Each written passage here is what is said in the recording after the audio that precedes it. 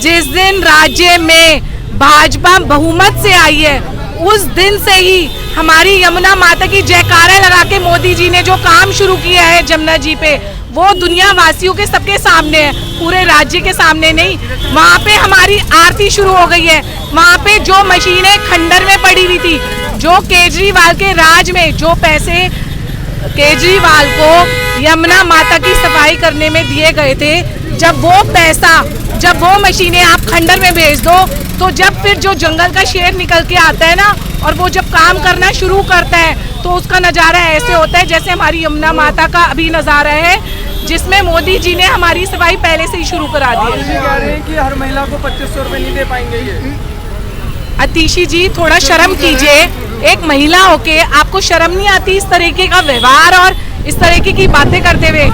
हमें कहने की क्या जरूरत है? सड़कों पे जितनी महिलाएं आई हैं, वो साक्षात इस बात का सबूत है कि मोदी जी नारियों की कितनी इज्जत करते हैं। और अब तो आप रहने ही दीजिए, मोदी जी ने एक साधारण महिला को उस राज्य की शिक्षण मार के मुख्यमंत्री बनाया है, और राज्यों में तो उन्होंने चौके मारे हैं जिसमें सारे पुरुष मुख्यमंत्री हैं।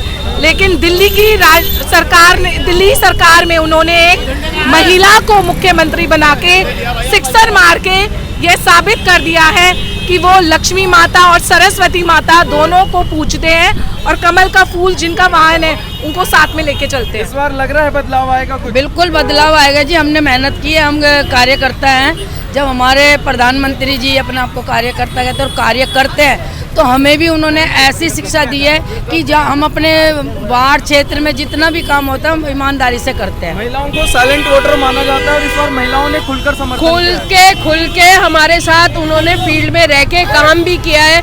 हम तो कार्यकर्ता वो ना हो के भी उन लोगों ने सबको मैसेज दिया है, काम होगा, आप वोट दीजिए। और इस बार आप सब छोड़िए, झाड़ू तो इस बार जा चुकी है, अब इसको आना बहुत मुश्किल है। अब हम सिर्फ करके दिखाएंगे, बोलेंगे नहीं किसी को। 140 करोड़ जनता की जो महिलाएं हैं ना, वो सारी मोदी जी की कार्यकर्ता हैं। ये खाली 3 या 4 कार्यकर्ताओं की बात नहीं है। सुन ले, केजरीवाल जो अपना बोरिया बिस्तर लेके पंजाब में अपनी राजनीति चमकाने में लगा हुआ है, दिल्ली की तैयारी कर रहे हैं। गुजरात के तो आसपास भी नहीं भटक सकते वो कार्यकर्ता, क्या वहाँ के जो लोग हैं उनकी जो झाड़ू है ना, अब वो बिखर गई है। जो जिसको समेटना मुमकिन ही नामुमकिन है, तो इसलिए अब वो तो होले साइडलाइन। उनका जो शीश महल था, हमारी नजरों में तो उसको एक म्यूजियम घोषित कर देना चाहिए, एक राष्ट्रीय म्यूजियम घोषित करके जो लोगों के देखने लेखने के लिए भी काम आए।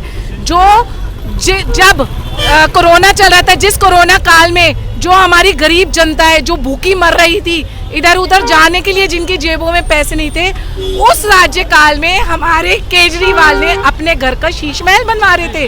कितने शर्म की बात है, घर में आप बाथरूम में सोने का पॉट लगवाते हैं, ये आप जनता के लिए आप सेवा करेंगे?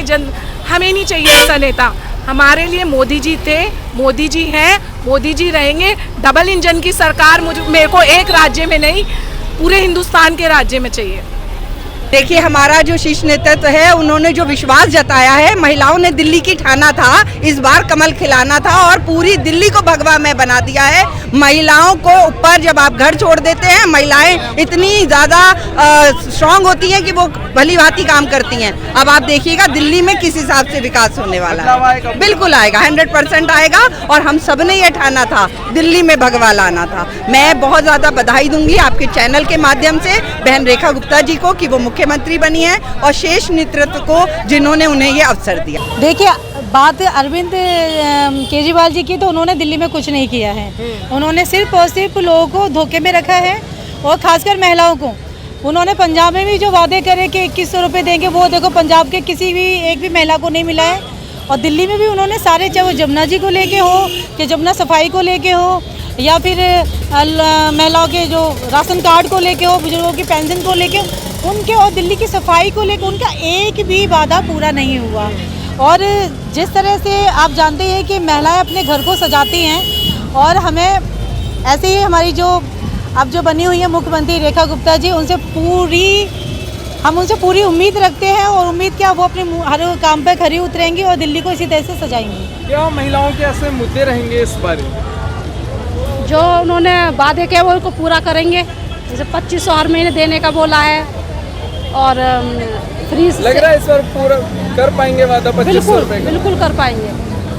क्या लग रहा है इस बार 2500 का वादा सरकार पूरा करेगी? बिल्कुल लग रहा है। क्या तमाम उम्मीद तो ऐसे यही है। मुद्दे आपको लग रहे हैं कि जो महिलाओं के लिए होना चाहिए दिल्ली में? यही है जो 2500 का वादा किया ये भी होने चाहिए और राशन कार्ड की बड़ी समस्या है। जो लेडीज हैं ज़्यादातर इसी चीज़ को लेकर परेशान है। सुरक्षा एक बहुत बड़ा सवाल है, उस पर कितना कार्य होना चाहिए? उम्मीद लगता है पूरी आपको पूरी कि करेंगे। दिल्ली में इस सुरक्षा की महिलाओं के ऊपर बहुत कमी है? हाँ बिल्कुल है।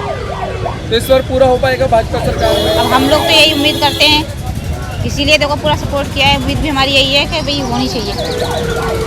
अब क्या तमाम मुद्दे रहेंगे युवाओं के? आप एक युवा हैं। सबसे पहले युवाओं का जो सबसे पहला मुद्दा है वो नौकरी का है। बिना नौकरी के कुछ नहीं है। तो ये अच्छा भाई, तो पहला सबसे पहला मुद्दा है नौकरी का, क्योंकि धीरे धीरे देखा जा रहा है नौकरी का स्तर और गिर रहा है। लोगों को शोषण हो रहा है। जहाँ लोगों को 20,000 रुपये सैलरी मिलनी चाहिए वहाँ मिल रही है 12,000 रुपये सैलरी, और पहले था 8 घंटे का काम, अब हो रहा है 12 घंटे का काम। ये सबसे बड़ा मुद्दा है एक युवा के लिए। प्राइवेट कंपनी अपनी मनमानियां कर रही है, बिल्कुल। मतलब आप ये कहना चाह रहे हैं? बिल्कुल बिल्कुल पूरी तरह मनमानी कर रही है। और जहाँ तक देखा जा रहा है कहीं ना कहीं युवा के लिए एक बहुत बड़ी आर्थिक से हो रहा है, क्योंकि अपना जीवन यापन करने के लिए उसको कम से कम मिनिमम सैलरी बेस तो होना चाहिए, जो प्राइवेट कंपनी नहीं दे पा रही है।